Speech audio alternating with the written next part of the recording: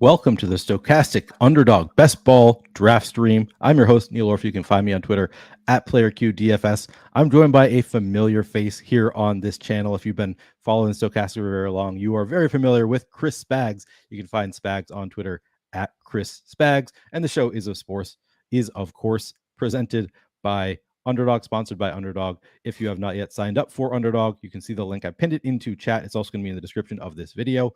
When you sign up using our link, you not only get your first deposit matched up to $100. So you put $50 in, they'll match that. You'll have $100 in your account. You put $100 in, they'll match that. You'll have $200 in your account. On top of that, you'll also get access to the Stochastic Best Ball package, which includes rankings that can be uploaded directly onto the site. It's in CSV form. Spags, I am excited to be here with you. I'm excited to have you kind of back in. I mean, you never left the family, but it's like you went away to college. Like you've been kind of like, we've been keeping in touch via text message, but like, we haven't really been seeing you. You're going to be back doing some NFL content at Stochastic this fall. Yeah. Yeah, the prodigal son returns again, but not going to be part of the stream. I think we'll save the formal announcement for week one, I guess, of what I'll be a part of, but I'm excited to do it. Definitely was fun doing the Josh show last year early in the morning, and always fun hanging out with my pal Josh Egelman, who, of course, we all love here on the channel. But no, it's great to be here with you, Neil, and I'm excited to do some best ball stuff and excited to see some of your takes, too, because you're not maxing out BBM, are you? Or are you saving for the last few weeks? So I'm at 80 some right now. Okay, so you're in hunt. Yeah. I've maxed it out the past couple of years. Last year, I think I ended up like on the day it was going to close, I ended up just like putting in, I did positional limits and just let it run and like didn't really even try to bother drafting myself. And honestly, I think I had decent advance rates there. That might be even better for advance rates because I wasn't like reaching for stacks or anything. Right. Maybe I'll end up doing something like that again this year, but I'm making an effort. I'm trying to. I think I might be able to max it out, but no guarantees there. Yeah, I was wondering because I thought I saw you were in the 40s at one point, but I must be mistaking you with some other people because I know there's been kind of a pushback of like not maxing out this year because I guess, the value overall of your entries, you can hit a possible break-even point if you advance one finalist at, I think it's 80 entries, which, the DFS heads all know, like that's the maxing it out to me is like, you got to do it if you want to give yourself the best shot. And there's no bigger prize out there. $3 million to first place. Like if you win that, if I win that, like, you're a Millie Maker winner already. So you got enough credits. For me though, it's like, you win $3 million, the biggest prize ever. Like the flexing, I would wear a robe and a crown on every stream I do for the next year. You think Pat Corain is not doing it enough? Like he started his own channel. He's been absolutely crushing it, but that's not enough for Spags. If Spags wins Best Ball Mania 4, it's going to be a crown and a robe, and it's going to be a whole thing. I will declare myself the king of best ball, the champion of champions, the tribal chief of best ball, seal a Roman Reigns bit. But no, I would, That's the whole joy of it, I think, is the bid equity of being the winner. It's not even about the millions, really. It's just about the bid equity. Honestly, I don't think that there's anybody better in the world at self-promotion than past Best Ball Mania winners. Like, you just look at the trio that has won so far; they are great at self-promotion. They've all made careers out of it, which, I mean, honestly, good for them. Like, I think that it's been pretty sharp the way they have marketed themselves.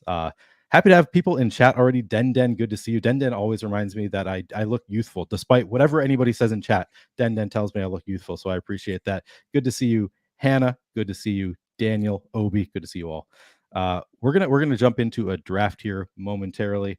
Yeah, I know some of your takes, Spags. Like, I've watched some of your streams. Of course, I follow you on Twitter. I know that you love Christian Watson. I know that you love Anthony Richardson. Who would you say is who else would you consider like your hottest takes, like the guys that you're going hard after? George Pickens, I'd probably add to that holy trinity of guys that I'm obsessed with. I think the stuff that I look at is really, because of my day job at Football Outsiders, which hopefully will be back on track for the season, but we'll see. There'll be some announcements coming if you are a AFO fan who's curious about that news. But like, I care a lot about the advanced analytics, and I know that that's something where I have access to data through Sports Info Solutions, and they do a lot of the really granular expected points added per target, expected points added for all these different kind of things. And I'm trying to really pinpoint everything I do to that this year. So obviously, we all know projections for DFS. It's going to be the main thing that drives everything you do. For best ball, it's all about the ADP range, but I think there's value, and there are correlations to studies that have gone out there of, EPA per drop back matters a lot for QBs beating their ADP. So I've been obsessed with that overall. And the two guys that jump out are going to be Christian Watson and George Pickens, two deep ball guys who theoretically should be expanding their route tree, should also be getting better in year two. Anthony Richardson, who Neil mentioned, like, love that guy, graded out so well in college. Now he's starting week one and going to be good to go. But I think there's still an advantage in best ball that, the sim tools at Stochastic, like, I think helping figure out DFS. With best ball, there just isn't that magic bullet that I think is going to change the game meaningfully yet. And I'm hoping that's my edge. And guys like Watson and Pickens, like, they are the drivers of that ethos. Yeah, absolutely. You can get a little bit more out of player analysis because we don't have the rankings. Like, you gotta, if you dig deep in, not a lot of people are doing that. So good to hear. Man, we got some players in this draft. So I entered a draft. Spags has a hard out, so I figured we should get in here. But Den himself here got the 2-hole. Wonder who Den's gonna go with there. I don't think I really know Dash or Puma, but they both have badges. Clearly have some experience. I see Dean is in here. I believe this is Roto Grinders Dean, right? Dean 78. Oh, I didn't know that. I've seen Deep State Comics' name before in a draft, but I don't recall if it was, I recognize that because it's a silly name or because he drafted moronically. We'll find out, I suppose. I just drafted against someone named Big Mama Gates, which I'm like, is this Big Papa Gates' way to get 300? I don't know. I have drafted in recent days, and I don't want to immediately ruin the red carpet that Neil's rolled out for me. I've drafted against Liquid Shit this morning and Analingus yesterday. So I'm getting all the best usernames in my rooms. I love all the strange usernames. I mean, Checkers Liam was a great one. Underzet, those ones kind of playing off those guys' names are pretty great. But then also, as you like, Analingus, like, I just love the idea, like, if they win Best Ball Mania, not that Underdog really promotes anyway. Like, so far, they haven't done a ton of promotion with the guys who have won, but like, they got to at least put a tweet out, right? Like, this is the person who won. All right, so we are up. Who do you like here? So the top five, consensus top five have already gone. Who do you like sixth overall? I would be willing to go to Bijan here. If you want to try an extreme 0RB build, which I don't think you probably have a lot in your portfolio, I would go Diggs, but I'll leave that to you, Bijan or Diggs. Let's do it. Yeah, I haven't done a ton of. I've actually been doing a little bit more recently because there are some late round running backs who I have started to really like. So I'm good with attempting a big time 0RB strategy. Yeah, it's just not a thing this year that's as popular because of how the ADP pockets have moved as a result of all the receivers coming up and then running backs come down. And the result really is that, like, you have a bunch of people out there who have been my podcast partner, Pete Overzet on Splash Play, like one of the staunchest zero RB guys for years. And he's building a lot of hero RB teams or bimodal RBs with the early ones. And I do think the data supports, like, hey, if you take 6 receivers out of your first 7 rounds and cut off the position entirely, you are in a very unique pocket. And I think, too, you're still in a good pocket to hit, that the running back dead zone that's not really a running back dead zone, I think, this year. And I just think, it's weird because 0RB was so popular and it won the regular season last year. And now literally you go into a room and nobody does it the way that you're really supposed to. Yeah, that is true.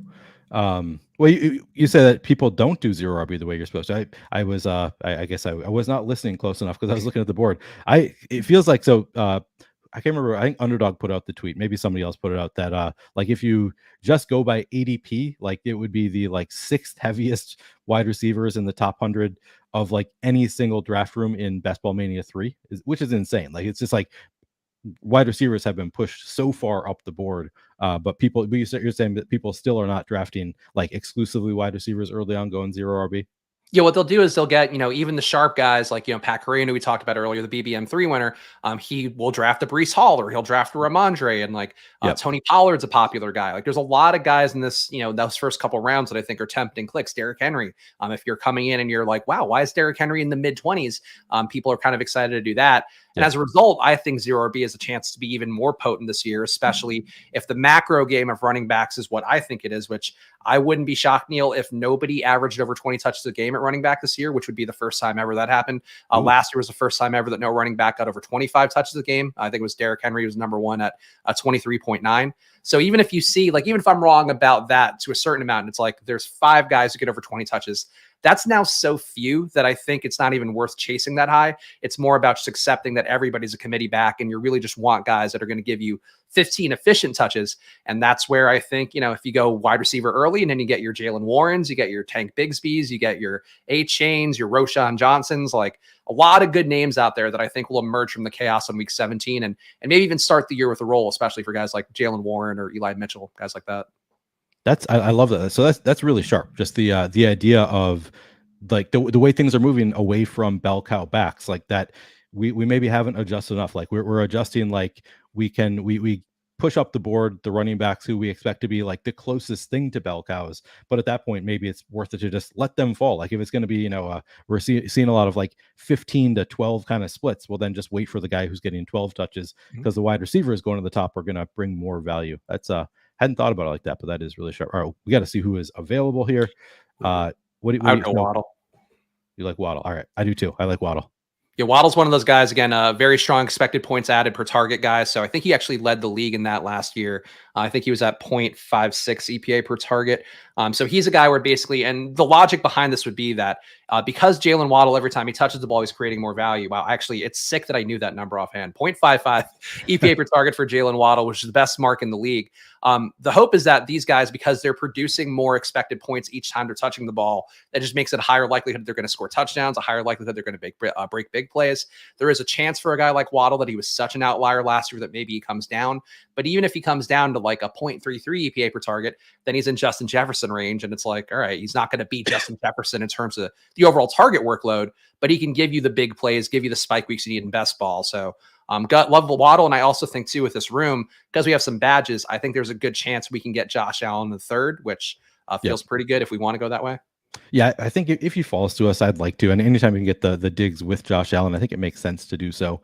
Otherwise, if Mark Andrews is there, we could start trying to build out this Miami Baltimore game. There goes Andrews. Man, Den listening to us. He knew exactly what we wanted to do.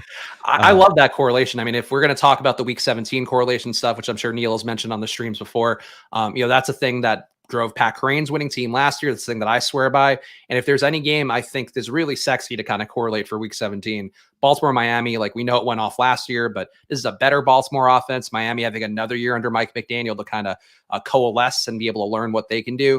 I think that game, if I were to choose any, like that's the one I would expect right now. Besides Cincinnati KC, like that's the one where there's probably a really big spike week for week 17. So I have to admit, I've been lukewarm on the week 17 correlation stuff. Like I understand it, and I've been convinced a little bit more. Like I think I've gotten more towards that. Yeah, maybe I should factor it in a little bit more. My hesitation has always been like just that it's so remote. Like getting to week 17 is so hard in and of itself that I'm like, I tend to build more towards like I just want to get lineups to week 17. So then, but I've been this year. I know more of the week 17 games, and like I do think about the specific games. Like that one is one that I think about a lot. Is the Baltimore Miami. So like there are particular games that I target for week 17 potential. But we are on the clock, and it looks like we can get our guy Josh Allen. Yeah, I would support that. I think anytime you can jam in a second round pick along with Allen and Diggs looks pretty good. There's going to be a lot of early BBM teams that have Allen and Diggs together, but took Allen in the second round. So by this construction here, like I think getting a little bit more unique, getting some leverage on the field, and then you're putting in a guy in Waddle here that people are not getting in that second round because they're just taking Allen and worried about getting sniped. Yep, absolutely. So yeah, as I was saying, I it's been something like everybody else talks about it so much that I was like, oh man, if everybody's going to be doing this, I don't like it's something that like I think it is clearly an advantage. Like there's obviously positive correlation in game stacking, but it's something that Alex doesn't even do it all the time in DFS. So like a lot of the top pros don't always force the run back in DFS. So I'm like, I don't want to be forcing the run back in a week 17 game that it's like we don't know who's going to be healthy at that point. It's so remote relative to DFS that it hasn't been. And also you only have eight players scoring out of 18 on the team. Like there are a lot of things that are a little bit different than DFS. So I've been hesitant to adopt it, but part of the reason that I have started doing it more is a lot of research out there suggests that actually not that many people are doing it at all. The week 17 correlations. So in that case, like if nobody else is doing it, like there's clearly edge there. Like I'm 100% with you. Like it hasn't been the primary focus for me, but I have moved more into the direction of okay, yeah, we should be doing this.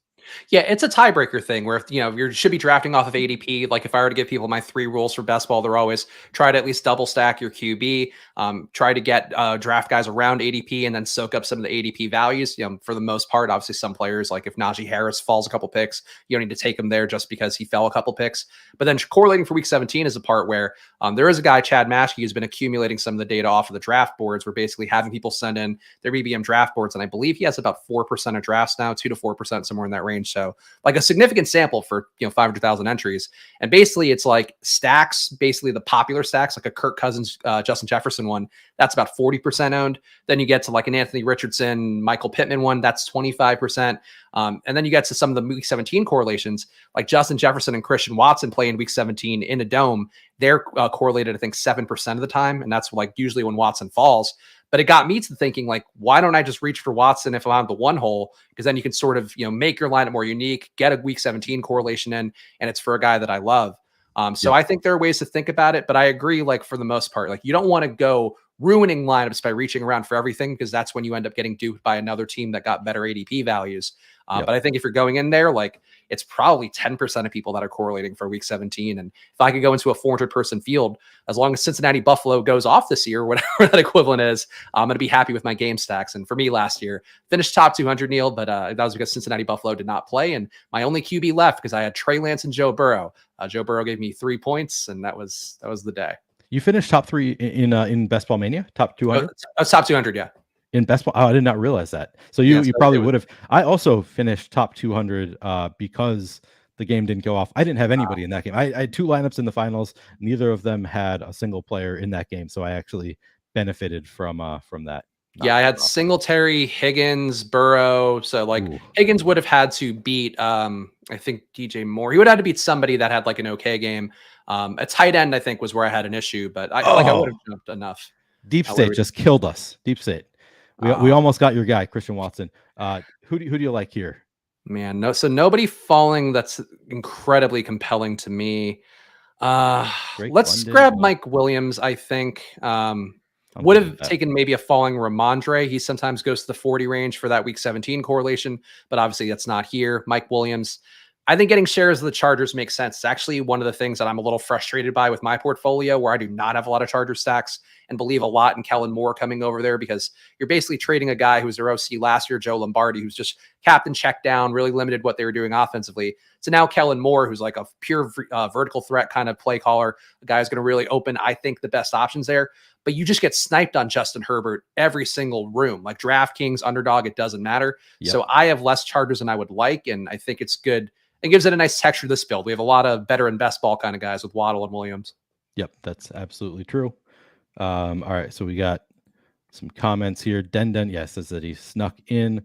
Matt Murphy says second Roman Reigns reference from Spags today. I missed the Roman Reigns reference, I think. The tribal chief of best ball would be one of the potential titles I can go with. But yes, look, I Roman Reigns, great branding. That's why WWE's ratings are killing it right now, because that guy's doing his job. Yeah. Jeremy says he got a Hill, Waddle, Andrews start in his draft. That's a good start. I like that start. Yeah, it's one you're not getting too often these days. But in the beginning of BBM, you were getting them pretty regularly, which those teams, if they have like good players around them, I would watch out for the Miami doubles. Yeah. Wait, did he said Waddle, Hill, and Andrews? Oh yeah. No, that is a solid start. Make sure you get Tua, obviously, but that's if you get Hill and Waddle, like Tua will fall to 100, and you can get a nice ADP value there too. I was assuming he said Hill, Andrews, and Lamar. So I don't know why I went straight there, because I do that sometimes. I've actually reached for it a couple times where I Me go too. for Andrews in the second round and then Lamar with Hill as my first rounder. I don't know that's the sharpest thing to reach for that kind of thing, but occasionally I'm willing to reach to get my game stack. Yeah, sometimes it falls a little to people, but I think that happens so infrequently that I don't mind reaching for those unique combos, especially Yeah. when it is you're getting the best parts theoretically, or what should be the best parts of a Baltimore offense, the best parts of a Miami offense. So I don't mind it, and I did that too. I've done it a little bit earlier in BBM, but I would take Hill and then reach for Lamar and Andrews, and then take Waddle, reach for Lamar and Andrews. I think it can work. So yeah, so I was saying like I'm not willing to typically reach for game stacks, but I am willing to reach for like stacks within my team, like the actual. Okay, we gotta pick somebody. So do you want to go Christian Kirk, or Mm, we still looking at just wide receivers here? Yeah, let's pull up all the players. It might be time for a running back. I don't think this is a great pocket for extreme zero RB. Yeah, Najee discounts. Ugh, that's so gross too. Walker not there. it is a nice discount. We could go Herbert too. Let's say Christian Kirk. Let's just suck it up. All right. Kirk, I think, is a little bit overvalued right now just because of the fact that he's not likely to run the two wide receiver sets, and I think that's been baked into his ADP incorrectly the entire time period. But I think Kirk is still good value here, and I just don't like Najee, Kenneth Walker, not guys I love, and Madison I'd be more willing to go to if we had some Green Bay. But Madison's been falling in rooms lately. He seems to fall randomly every other day, where he'll just go in the 70s for no particular reason. Wait, so you don't expect Christian Kirk to be on the field in two wide receivers? That's, you think Zay Jones will be out there with Calvin Yeah, Ridley? that's what the so far the game preseason signal has been, is that it's going to be Kirk and three wide receiver sets, which they'll still probably run a good amount of. But I think it does sort of hurt Kirk if he's going in the mid 50s. I think he probably should be more priced in the late 60s if that's going to be the case. But at least too, it's also that if rooms think that's the case and it's a problem, I don't love taking guys at ADP when there's a signal that they're dropping in some rooms, Right. because then it's just like you're missing out on a potential value if you take the guy earlier than you need to. So I totally missed the news that Christian Kirk is not out there in two wide receiver sets, and I am definitely over the field on Christian Kirk.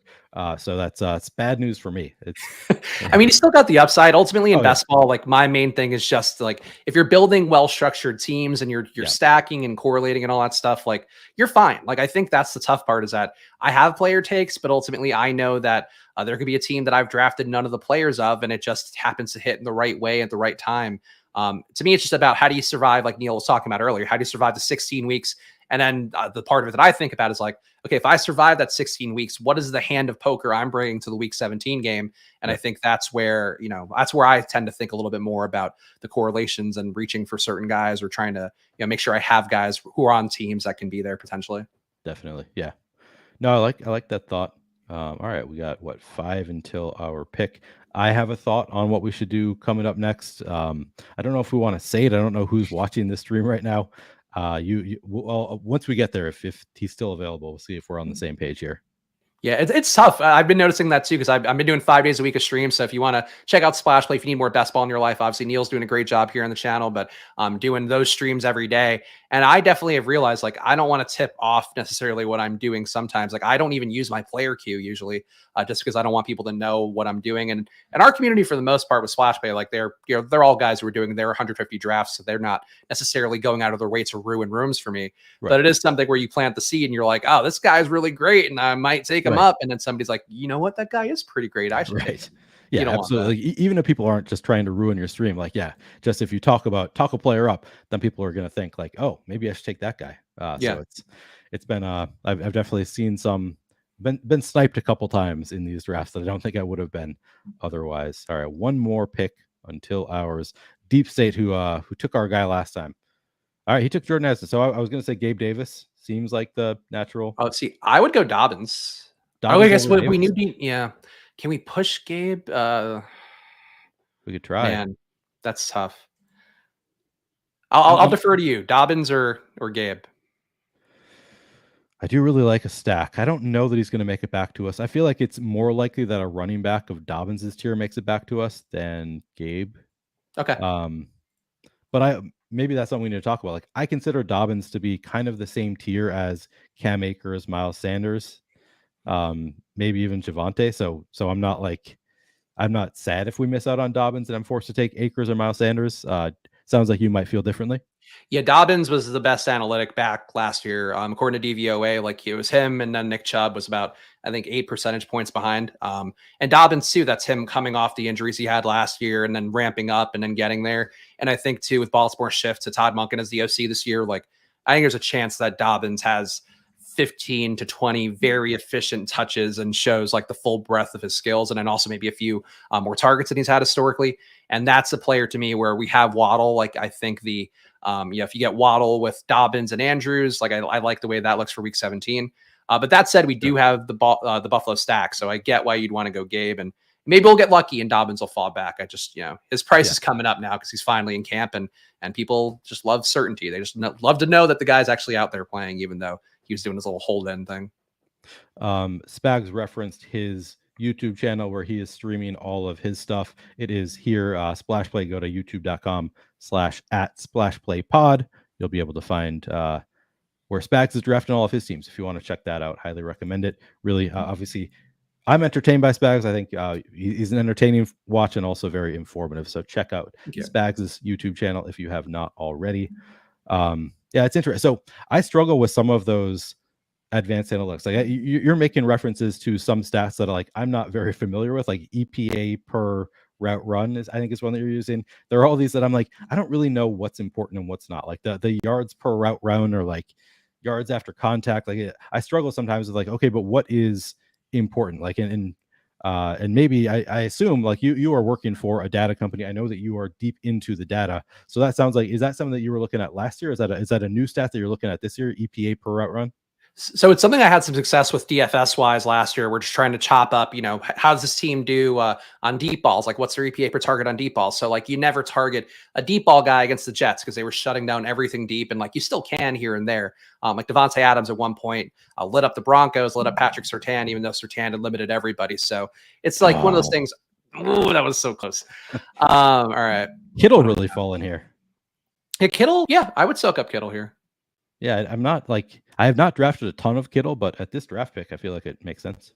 Yeah, I think just getting the ADP values and allowing that to be your uniqueness is always an important thing.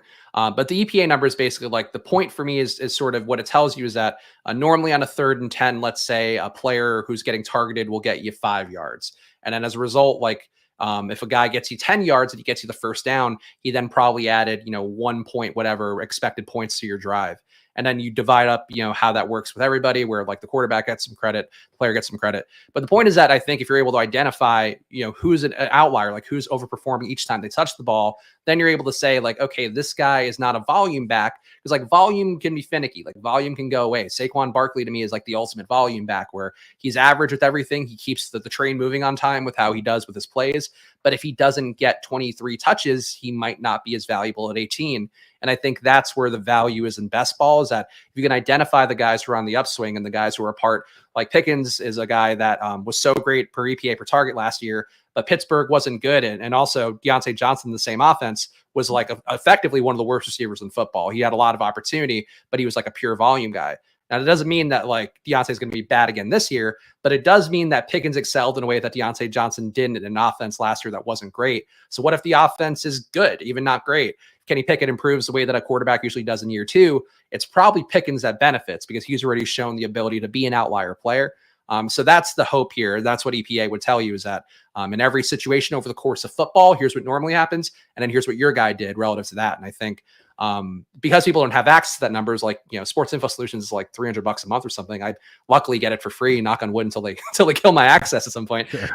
But, it's like a great tool to know that stuff. And, I think projections for DFS, you would go with that stuff. And I think for, knowing football players and how to value them accordingly, I think the advanced analytics are the equivalent more so for best ball than just like straight projections would be. Yeah. So I love doing streams with data guys like yourself, like, because I think that I tend to, and I did a show with on Dark Sheep's channel. We talked about this a little bit on Sunday. I think that I tend to probably not factor in the talent of the players enough, or like the skill involved with players. I think I draft more based on situations than I do the actual talent. I mean, a little bit, obviously I'm factoring in, like, but I'm not doing deep data dives myself. Generally, I'm sticking pretty close to rankings and ADP and letting other people do some of those data deep dives. But like if you're digging, like sounds like you are digging even deeper than some other people might be doing. So if you can find an advantage over the field in looking at those skill metrics, and that's something that I would like to incorporate into my process a little bit more, like factoring in things like J.K. Dobbins showing talent last year, and maybe okay, it is our turn. All right, so it feels like this would be an okay time for a running back. We have 5. Yep. We could take one more receiver. Is there any receiver that would even make sense here? No. You know what? Why don't we do something fun and just take Anthony Richardson? I'm good with that. Let's do it. Okay, because I think we might be able to push one of these running backs back. And if not, like if we're missing out on Dalvin, I don't really care that much. I just think it's very fun to pair Anthony Richardson with a Justin Fields, with a Jalen Hurts, with a Josh Allen, because the bet on AR, it's sort of inherently is a bet against elite QBs because you're saying that he's going to pop himself up there. That said, though, if you're rolling into week 17 and let's say Josh Allen does have the down week 17, Anthony Richardson plays in a dome against Vegas, who probably is not going to be that very good defensively at the end of the year. And I think by the time we get to week 17, he should be pretty close to the peak of his powers as it relates to year 1. So I think he's a player you tack him on. The ADP here is pretty nice still. And I think if he has, a big game this weekend, he's apparently going to start one more game in the preseason. I think he should go in the 70s, like at least for the 1 week that BBM will be open with it. But I think he's been mispriced all offseason personally. I do appreciate you pretending for a second like we weren't going to take Anthony Richardson there. You're like, oh, maybe we could think about a running back. Maybe this is good. I don't know. Are there any good running backs? Oh no, let's just take Anthony Richardson. That was great because I do have the jersey here. I put on the jersey on streams when I this is Neil's team, so I'm not going to put the jersey on. But the one jersey that I own in football right now, I own a Tony Romo jersey that I wore for Halloween a couple years ago, and I own this Anthony Richardson jersey because I believe in him. Like he is my much larger, different colored son, and I would put a lot of money on him being. I think he's going to be the Steph Curry of the NFL. Like he's going to be the fun player that kids look at and go like, this guy, this guy is a person that I wish I could be. He's a superhero. Yeah. Spags, this is our team. This is not just Neil's team. I know it's under my account, but if we make it to the finals, you'll be splitting it with me. Okay. I appreciate that. I'm glad because you're getting all my best takes here. And honestly, you're getting some of my best guys. Like I think these are all guys that fit the criteria of what I would look for. So I'm glad you're at least getting the full experience here. Yeah, absolutely. I'm happy with it so far. All right. Checking in with chat. So Den said that he skipped over Lamar to get he got Burrow instead at ADP instead of reaching for Lamar. Yeah, that makes sense. I assumed because you had reached for Andrews that you would also reach for Lamar, but I understand why not to do that as well. The Viking Nomad says, Neil, do you have 50% Kirk Cousins exposure yet? I actually don't think I have that much Kirk Cousins, like because I'm more inclined to go with Anthony Richardson or Daniel Jones, like guys who have some running upside. I actually have not. I draft Justin Jefferson literally every chance I can in regular best ball. All right. Do we go Cook here? Do we go Robinson, Dillon? Who do you like at running back? Or so we can start to get a little micro correlation if we wanted with Robinson. Dalvin is just not a guy for me. I don't. It's a nice value at this point, but honestly, relative to the BBM ecosystem, it's not even that great of a value. So I'd be okay going Brian Robinson because Cook is not my dude. All right, happy to do it. Yeah, micro correlation for week 17 with Kittle as well. So, and at this point too, because we have Buffalo as our core stack, like we can get New England guys late. I think that could have some value, and that'll be another way to get some week 17 correlation on. But the one thing I would say too, and Neil, for if you do want to dabble in the week 17 stuff, Mike Leone over at Establish the Run found that I think it was 9 game stacked players was where you were getting the full benefit, and this was across I think simulating lineups, every single lineup in PPM. So like 9 game stacked players for everybody else out there as well. That's the maximum you should hit. And then, anything more than that, you're sort of getting diminishing returns because your team is just too centered around a couple different teams. So you're saying like 9 total. So it wouldn't be just 9 total players, not 9 players from Baltimore, Miami, for example. It would be, it would be QB1 plus QB2's stacks plus their bring backs. Gotcha. Okay. Makes sense. But yeah, so that would be then where you take, maybe I don't mind QB +4, but then you're probably taking less on the bring back side. It depends on the team too. Like I think if you're taking a high powered offense, like a Buffalo, I guess, you then probably can get away with taking a QB +4 and hope that they alternate spike weeks or ping pong the big days, especially in the playoffs. But it's just probably diminishing returns if you take Josh Allen +4 Bills +3 Patriots. You're then really you're probably doing a little bit worse for your team than you are good. Kings reaches for Dalton Kincaid, so we don't get that tight end added to our stack. We already have two players added to our stack, so not the end of the world. I would be more upset if we had not taken Gabe Davis and then you took Dalton Kincaid, because I do like to have at least a double stack generally. We also can throw Dawson Knox later if we want to, but yeah, would have been nice. Would have been nice to get Kincaid. But yeah, and we've got a tight end anyway, so we're True. okay on that front. We've got a double stack. Like I think we can tack on maybe not in Juju.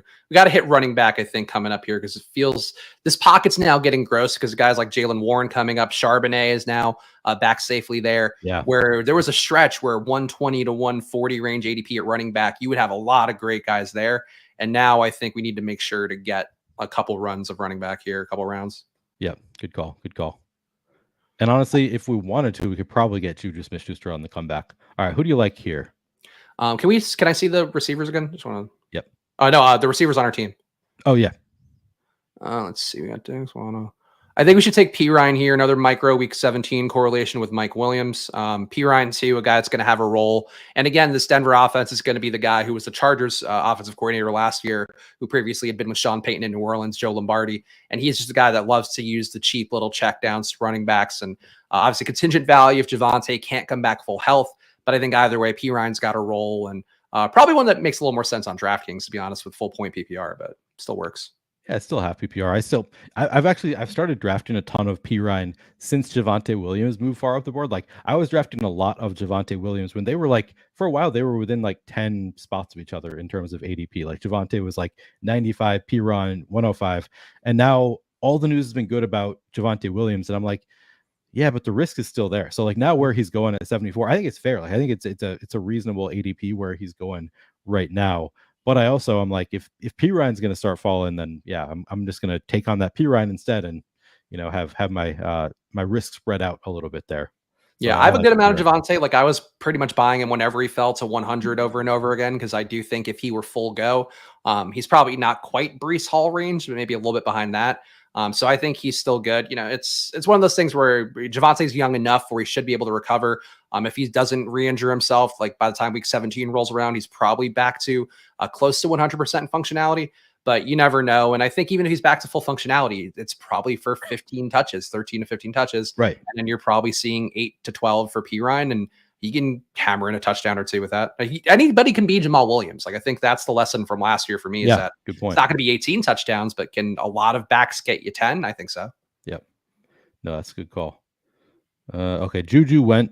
I didn't even notice that. Oh, he went before P Ryan. Okay. Yeah, that's fine. I think we're going to do well going on a running back run. Hopefully these guys take some receivers too, and then we can maybe get one of the good running backs that are left. Yeah. And there are, as I said, there are some late round running backs that I like some pretty clear, I think, RB2s, handcuffs that are going very late in drafts. So if we just like hammer some of those, I think we're gonna be in an okay spot here. Yeah, A-Chain goes here. So I think it would be nice for us to get a Miami back. I think too, maybe we can get Gus Edwards late as a Baltimore guy to mix in with Miami as well. But yeah, we'll see. We'll see what we're getting here, because I think we're in a good pocket. It's just, I would like Tank to be there now that Rashad Penny is also gone. Okay. Oh, and I skipped over Nick Leprey's comment. Nick Leprey was in chat. He says, Waddle on this team. This is a winner. Glad to get Nick's approval with the Dolphins player. Totally unbiased take by Nick. Totally unbiased. Yeah. Mr. T says, hold up, is Money Time back? Money Time's never left, really. I stopped wearing the hats because I feel like for some reason, and this is one of those things that Neil might relate to. Let's make a pick. Yeah. Okay, so we got nothing. I think Eli Mitchell makes sense here. Again, we just need running back talent at this point, have the correlation with San Francisco. So we're Mitchell basically making over a bet McKinnon? on. I would not go McKinnon. I think you can get McKinnon at a discount. All right. I'm a bye week bro. So speaking of like just trying to get there, I'm like, oh, they both have the week 9, but we're going to draft a lot of running backs, so I don't care as much. Yeah, and we're going to draft a lot of running backs, and also like I will give the cosign to not worrying about QB bye weeks, because my finalist team was a Joe Burrow, Trey Lance team, and I can tell you, Trey Lance gave me nothing after week 1, and I don't even think in week 1 he gave me very much. So I don't think it matters that much. I still think it's about the overall construction and hitting on your outlier players. Like that team had Ramondre and had Tyler Algier, and like those are the kind of teams I think that the parts rather that matter more than the bye week stuff. Trey Lance was my highest exposed quarterback last year. I had more Trey Lance than anybody else, but I was shocked. I was like waiting for the point in the season where all my Trey Lance teams were going to drop out of the playoffs. I was surprised to see how many of them made it in. I'd push back. So while it is possible to get there with like having taken zeros, I do think like there gets to a point where it to me makes sense to worry about the bye weeks more. So like if I'm drafting just 4 running backs, for example, I think I'll worry more about the bye weeks. I also think there gets to a point like if you take 2 quarterbacks that have the same bye week, taking that third quarterback in the final round makes a lot of sense to me who has an offsetting bye week, just because the barrier to entry to getting into your lineup for that 1 week is 0. And like they can obviously add points other weeks as well, but like that to me that's like it's an important tiebreaker to me, because it's like, well, if you're drafting an 18th round wide receiver, there's a pretty good chance that they're not going to score any points for you. So if you can take just a quarterback who's like locked in, like they're probably going to get 15 points for you that week. I do think that there is value to, because it gets so tight getting into the playoffs. So I don't know. It's I've heard obviously sharp minds differ on whether you should be factored in the bye week, but I still think that it's something that's going to at least help your advancement rate if you're thinking about it. Yeah, I agree with that. I think it's one thing where the other side of it would be like, I think Jalen Hurts and Stafford have the same buys. So let's say you get those 2 through, and you're probably unique because everybody else would take another third QB. So maybe you didn't take that third QB and got another player that somehow is your difference maker. So that'd be the logic for it. But I agree, like avoid it if you can. But if it happens and then you can't get the backstop QB like Neil's talking about in the 18th round, then it's okay, I think. Like, yeah, but I agree, like try to avoid a bye week issue if you can. But if you do, like if you run into it and your team is built well enough besides that, I think you're probably okay. Yeah. Just to, so like, I've heard that point made, but it's like, oh, you're getting different by not going with the third quarterback, but it's like, you have 18 players only trying to make up 8 roster spots. Like, I don't think it's as important to get different within construction. Like, I think that's something like people really tried to do the, like, just like only draft 3 running backs, like go superhero. I don't know what you call that, super fragile running back. And I'm like, yeah, but you don't really benefit from that in an 18 round draft. I don't know. It's, I don't think that it's quite the same equation as DFS in terms of like getting unique with stuff like that. But but I hear you. It's there's certainly benefits to not caring if you can get more unique teams by not worrying about bye weeks. Yeah. I also, sorry, go ahead. I was gonna say, I also don't think that many people worry about bye weeks, which I think is part of the reason that I do. All right, we are up. All right, do you want to go another running back here? I think Damian Harris makes sense here. Again, we have the bet on Buffalo. Oh, do you want Raheem Mostert? Yeah, actually, Mostert would be fine. And yeah, Harris is falling in enough rooms where Mostert probably has a little more value. Yeah, so I did a. Man, I feel like all my running backs. I did a late round running back VOD.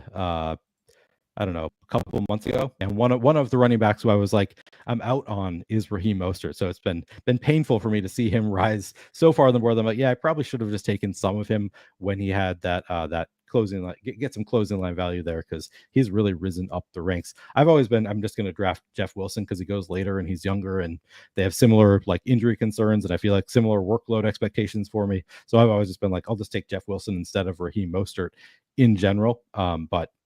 But seeing Raheem Mostert rise up the boards, I'm kind of regretting that I didn't take more early on. Yeah, I've been one of the guys trying to take a Miami running back in every draft, and I weighted certainly like the probability for me. I weighted it heavier towards Devin Achane just because I do think that by the time week 17 rolls around, I think he'll be pretty well situated to be a guy getting a role. Not even accounting for the fact that like Wilson and Mostert could get hurt. But I do think taking any of them, like especially if you have Miami, if you have Baltimore.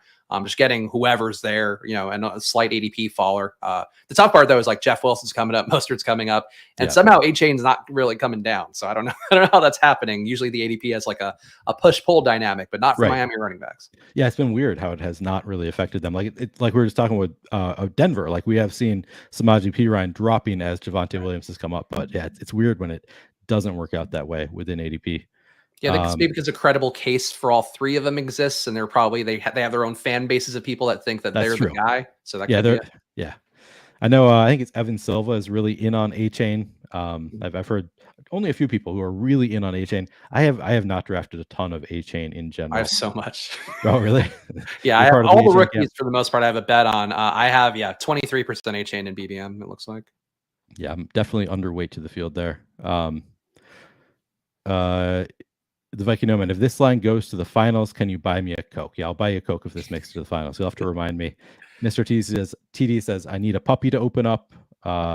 Yeah, I mean, I've drafted some in every puppy. All right, we are back on the board. All right, so I think Damian Harris here would work. Should we go with Alec Pierce? We can. Or do you want to wait on Josh Downs or something? No, let's do Alec Pierce. Let's get at least one receiver in with him. And I think too, so Damian Harris I'm kind of struggling with because I do think he hasn't lost his role yet, but it feels like Latavius Murray is just as valid of a pick going in the 18th round, and Damian Harris is here hanging around at this point. So if Harris comes back to us again, I think we take him, but if he doesn't, I think we just maybe take Latavius late. I'm trying to remember, Spags, to always go back to the draft board because that is the biggest piece of feedback that I've gotten on like every draft I do. Like, show the board more, and I just don't think of it because it's not something I do when I'm usually drafting on my own. So I always forget. So I'm trying to remind myself. Do you ever get that feedback, or are you just? Oh yeah, no, I've had to do the trial by fire because Pete used to produce all of our streams for Splash Play. Then at some point I took it over and then started doing it on my own. It's like I've now got my 10,000 hours of doing it, but it definitely is a challenge. Like if I go to DraftKings, like that throws me for a loop because it's a whole different interface. And that's a plug I'll give here too. I'm going to do an 8 hours of DraftKings stream on Thursday on the Splash Play channel as well, because Neil, I don't know if you're drafting on DraftKings. It is an absolute madhouse with people sniping you left and right, reaching for things. It's very entertaining content, I think, but it also quite literally has driven me insane on stream 3 different times that I've tried to do it. So I'll be doing that. And I'm curious if you have any thoughts about DraftKings, because obviously, you love the DFS portion of things on there, but for best ball, have you divin in? I have dove in. Yeah. No, I was hoping you weren't going to call me out on that because divin is not a word. I was like, I know that's not the word. I have dived in. I've divin in. I've divin in. Tokyo Swan says, watching other people draft best ball teams will seriously mess with your head. LOL. That $1 million DK best ball has the weirdest lineups. It's certainly. It's more of the Wild West over there, I would say. This show is sponsored by Underdog, so I'm not going to talk about it too much, but yeah, it is certainly. I mean, honestly, it just makes their product look better, to be honest. Like, I love Underdog. I'm wearing the hat. Like, I'm happy that we also have a brand deal with them and whatever. Yeah. And but that said, I think if we're going to be honest about the space, and I think they would agree too, it's like you gotta draft on all the platforms if you think the tournament structure is good, and there's other ones out there too that are going to have overlay that look pretty good. So I think, just keeping it real with that. But Underdog is just to me, especially on mobile, like you actually get notifications and can make your pick in time. Whereas on DraftKings, you get your alert 2 minutes after your pick's already up, and that will drive me absolutely insane. It also, I don't know if it's just my phone, but I feel like it freezes up on me all the time. Like if I do anything, if I leave the draft room, it'll freeze up on me and I'll have to like reopen the app. So it's been a mess, but certainly much softer draft rooms. Like I would expect my advance rate to be pretty high there. All right, we are 2 picks away. We'll have to start thinking about what we want to do here.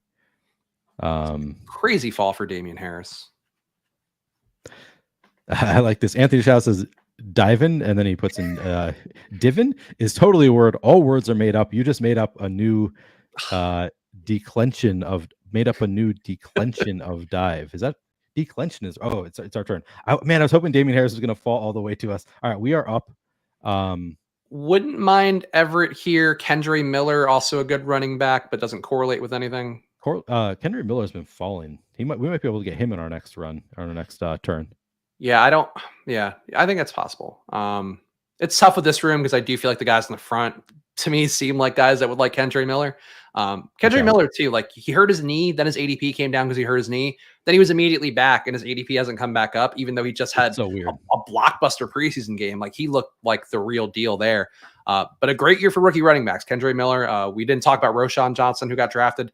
He is one of my favorite players overall on the board. 6'2", enormous guy who's probably a better sledgehammer back than Deonta Foreman, probably a better pass catcher than Khalil Herbert. I don't think the team is going to acknowledge that right away, and it is still a Justin Fields offense. But like Neil mentioned earlier, like I think this is a really good pocket for running backs. It's just that 120 range got a lot grosser now that Jalen Warren and some of those guys were out of it. Yeah, it really did. It really got much grosser.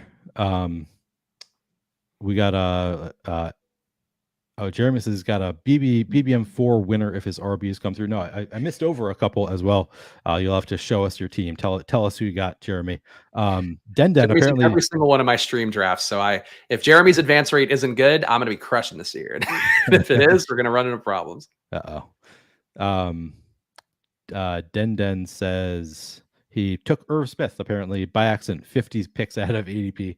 That is brutal. Well, I'm glad we got Gerald Everett because that's one more of those mid-round tight ends that we're not going to have here. And then Sam Van Dam says it's been a while. Good to see you, Spags. Yeah, thanks. I appreciate it, Sam. I saw that chat and I was waiting to find a way to pull it up here.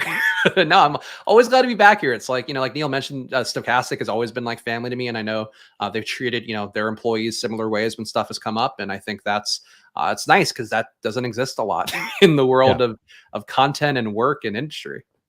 Yeah, absolutely. We were just talking about it. So Josh and I are doing the MLB strategy these days. We were talking about how you had multiple going away parties. We were talking about in the context of I said we need to get Tom on streams because Tom has been absolutely crushing MLB DFS. Okay, it is our pick. So I'm not. Oh, Kendrick. Kendrick. There we go. That's easy peasy. All right. We got our guy. So I was saying like, oh, we need to get Tom on stream. And then Josh was like, I think Tom maybe has been on one stream and he thought maybe he came on one of your going away streams. Yeah, he did. He definitely did. I feel like he was maybe on a holiday stream once too, but maybe that was not. the other thing that Josh speculated that he may have been on a holiday stream. I don't think that I watched either of those streams, to be honest, which I feel like I wish that I would have now. I don't know how I missed it. Your going away stream. My going away stream is evergreen as ever, apparently. But if it's still online. Tom definitely. I would say based on what you would expect of a DFS pro, Neil aside, of course, who we talked about earlier, is beautiful. Tom, handsome, striking man. He's got it all together. So he's like would do well to be on camera more. Yeah, no, absolutely. Yeah, Tom should be on camera, but I think Tom chooses not to be. So he's doing okay without coming on camera too if he doesn't want to do it. I'm glad to see he's crushing again, though. It's great. Like honestly, the sim tools. I was talking about it with Pete a little bit, where I'm hoping that the Stochastic folks will give me some access to the NFL sims because I still get my legacy premium accounts for everything else. And I would be terrified to roll into this NFL season without the sim product. I think it is with what I've seen from MLB, from what I know from guys like Brian Hooper, who's of course a friend of Stochastic as well, who's been, I think, very progressive talking about this stuff. Yep.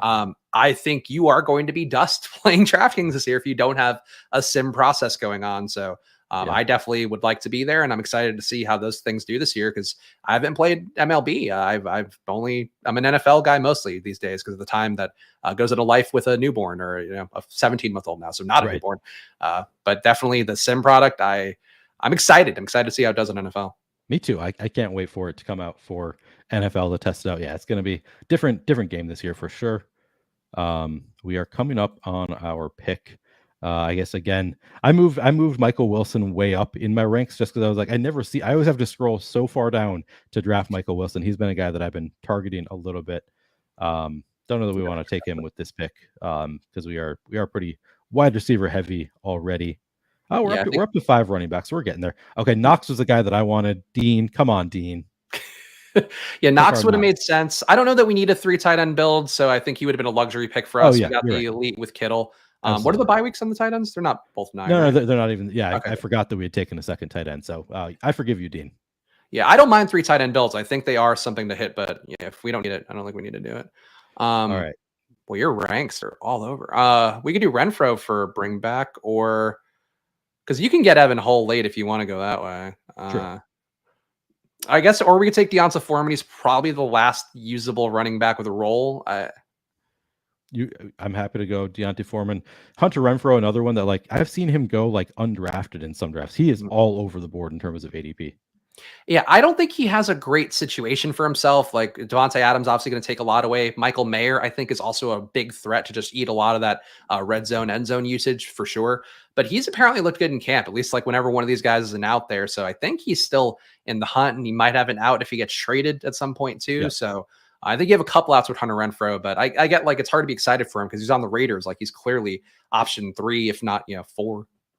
Yeah, so he's someone that I drafted a ton of early on, and I've largely stopped drafting him just because I don't want to have like 50% Hunter Renfro. Like I like him. I think he's a solid player, and like he's going so late. Den took Michael Wilson. He's going so late that I early on I was like, I mean, he feels like a pretty solid wide receiver for where he's going in drafts. But I have lightened up a little bit on my Renfro exposure. But yeah, you're right. It's a hard situation because it's like he's probably the wide receiver 3 right now. He also there's a decent chance that he gets traded. So I don't know. It's a weird situation. that's one where I'm like, yeah, I'm kind of betting on the talent by drafting him, I guess. And if you get him, 17th, 18th round, at that point, you're basically taking complete dart throws. And it is hard to imagine Hunter Renfrow giving you a 0, which I think is like the main thing is you just don't want guys that are going to give you flat zeros. So there he goes in the 2 hole here. And that I think that's a perfectly reasonable spot for Hunter Renfrow. Den definitely listening to our stream, right? Everybody we talk about, Den just takes him. No, he Also, would I never. see the chat from Marcos, if you want to pull that up. Just so my favorite 18th, 19th, 20th rounder, it was all the rookie tight ends. That's one that I think is getting blood dry a little bit, but would still say Michael Mayer. He's probably going to end up my highest exposed tight end because he shouldn't be free, and he is free. Besides that, Terrace Marshall, I would still buy. I think a little bit less enthusiastic about it now. He's got the back injury, but I think he'll be fine by the time the season starts. Worry about his pathway to routes there, but I think he's still in the hunt for that. Trey Palmer for Tampa Bay, I think looks pretty good as well. A guy who should be running routes now that Russell Gage is out for the year, but also if Tampa Bay calls off the dogs at the end of the year and they decide they want to tank for Caleb Williams or Drake May, they're the kind of team where like Trey Palmer then becomes Mike Evans, and that would be pretty exciting to have some shares of that. I gotta be honest, Bax. I was not listening all that closely because you told me talked up bringing out the chat, and we never do that on the Stokastic channel. Like I've never seen anybody really pull the chat onto the screen. All right, let's make our pick here, and then I'll keep. So we already have 6 running backs. We could look. Yeah, I would go. Let's get Josh Downs. Oh yeah, good call. Yeah. He's been looking good, moving up in terms of the depth charts and all that. Has also been the training camp roommate for Anthony Richardson, so that probably bodes well for him too, for whatever that matters. But Downs too was really a guy that jumped out to me with his college numbers, where he ran a lot out of the slot, and he wasn't quite Jackson Smith and Jigba, but he was about as close to that as you can get. And the fact that he's been free for this entire draft season, definitely you expect Pittman to eat more, you expect Alec Pierce to eat more. But if they don't have like a true tight end out there who's going to be like their Dallas Goedert and this Shane Steichen offense, I think Josh Downs might end up getting some of that, a little bit of a hybrid of the Dallas Goedert role with the Devontae Smith role, which would bode really well if AR is like anything useful. Yeah, absolutely. So I wanted to say, so Evan Hall, I think I actually brought him up my rankings a little bit, in part because I wanted to talk about him, because to me, Evan Hall feels like he has the clearest path to being like an every down back of these late round guys, because we already have Jonathan Taylor like requesting a trade and the Colts giving him permission to, go after, try to get traded. Then it's like, well, then Evan Hall might be the next man up. So like he has, all these guys have the out of the back in front of them and could get hurt, right? Or they could outperform the person in front of them. Obviously, Evan Hall probably not going to get there just by Jonathan Taylor's talent. Like he's not going to just outperform, at least I don't think, outperform Jonathan Taylor, but like he clearly has both the injury out and the like Jonathan Taylor might just get traded out. So I'm like, I feel like he should be going ahead of some of these late round guys, and he's often just going completely undrafted. Yeah, no, I think that's fair. And I think Evan Hull, the one risk is that maybe Deion Jackson is a guy who like can have the pass game role to start with Jonathan Taylor, whether Taylor's there, and then has more contingent value for now. But Evan Hull, like I know from our FO reporters and team too, the Senior Bowl guys like loved Evan Hull and thought he was great. And like he was one of the guys that they thought would rise. I think I'd personally be curious for Indianapolis, like to just, if Jonathan Taylor wants to do the pseudo holdout thing, just run out whatever you got at running back. Cause I think it doesn't matter, to be honest. And I think Jonathan Taylor was so mediocre last year, and he's still being treated like he's Christian McCaffrey. And it's like, nobody's going to trade multiple, a first rounder or multiple second rounders, and then also give him like 3 years and 30 million. That is not, if any team out there is smart, they shouldn't do that. So maybe Jerry Jones will do it. But besides that, I just don't see how that makes sense. So I think there's a chance where they just go like, yeah, screw it. Let's go with Evan Hull and Deion Jackson, and AR is going to carry most of the things anyway. It doesn't matter. Yeah, that's been kind of my thesis behind. And also, I don't know if you know Derek Brown at all, but he's just like all in on Evan Hull. He's like, look at his numbers in college compared to Christian McCaffrey. Like they're very similar. Like he's just believes in the talent a lot. So he's kind of convinced me that, all right, if he's got the talent and potential opportunity, there's reasons to go there. Spags, I'm realizing that it's already past 4 o'clock. Yeah, I pushed for 5 minutes, but I'll be up by 4:05. So okay, all right. We will finish the draft, and then you can head out. Plug and whore myself out. Oh shit, we are on the clock. I didn't realize. Let's take Evan Hull. Why not? We can go to 7 here. Right. I don't think we need a third tight end or a third QB.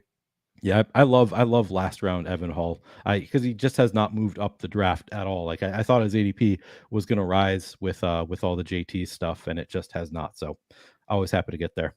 Yeah, Evan Hull doesn't jump out with the numbers I look at. Was a negative 0.139 per rush guy in terms of the EPA numbers. Not a high avoided tackle rate, 18%, but did get volume at Northwestern. Would love to have seen him excel at Northwestern, because I do think if you're playing a lesser competition to a certain extent, you want to see these guys really be outliers there. But it kind of doesn't matter. Like, he can still be Jonathan Taylor in that offense, because Jonathan Taylor himself was not a plus player last year, admittedly, in an offense that did kind of suck. Yeah, well said. All right, I know that I need to let you go here, but the final team that we have, I feel pretty good about it. Josh Allen, Anthony Richardson. I know that you're going to be happy with those quarterbacks. The running backs, we ended up getting 7. We waited until 102 to take our first running back, and then took 7. Brian Robinson, Samaje Perine, Elijah Mitchell, Raheem Mostert, and I lost it. Here we go. Kendry Miller, Deontay Foreman, and Evan Hall. I feel like that's a really strong running back room. We went wide receiver heavy early with Stephon Diggs, Jalen Waddle, Mike Williams, Christian Kirk, Gabe Davis. And then we waited a little bit and finished our stacks with Alec Pierce and Josh Downs. And then Kittle and Gerald Everett as our tight ends. I feel really good about this team. Yeah, I like it. I think we got the double stacks. We got some mix of youth and guys who are going to be there early on. And I think, too, what we did, because we did go running back so late, like, if you start at 100, I think you almost have to get to 7 unless you get a screaming ADP value, which we didn't really get. But I think we made it up with the volume there. And like guys like Evan Hull, if Taylor does get traded, or he just does become a holdout that, is maybe timing out the clock on his contract year, like, Evan Hull might actually be a guy that goes up to, the 15th round, 12th round before this all ends. So that's a positive. Yeah. Some nice closing line value there. Den says, "Good luck, fellas." Good game, fellas. Enjoy my $25. Yeah, good draft, Den. Thank you guys very much for watching. Again, if you haven't signed up, use our link. You'll get your first deposit matched up to $100 and access to our best ball package. Spags, where can people find you? Go check me out on at Splash Play Pod, doing 5 days a week of streams. Again, we'll be doing an 8-hour stream on Thursday. So we'll be testing the limits of my mental capacities here, but definitely check me out on Splash Play. If you guys missed me on Stochastic, I'm sure I'll be back here. We'll have more to talk about that coming into week 1. But Splash Play every day. If you want the unfettered access to everything I'm looking at, I give out my takes. I keep it as honest as possible. And I always rely on data that I learned from the Stochastic team, that's all you can ever do in life. So, and follow me at Chris Spags, and then follow Splash Play at Splash Play Pod. Yep. Okay. Follow Spags at Chris Spags. Go follow that Splash Play Pod. And of course, I'm excited to have Spags doing more content with us again this NFL season. You'll see him more often on the Stochastic channel. But yeah, thanks for watching, guys. Good luck this season. Hit that like button again if you haven't already done so, and we will catch you later.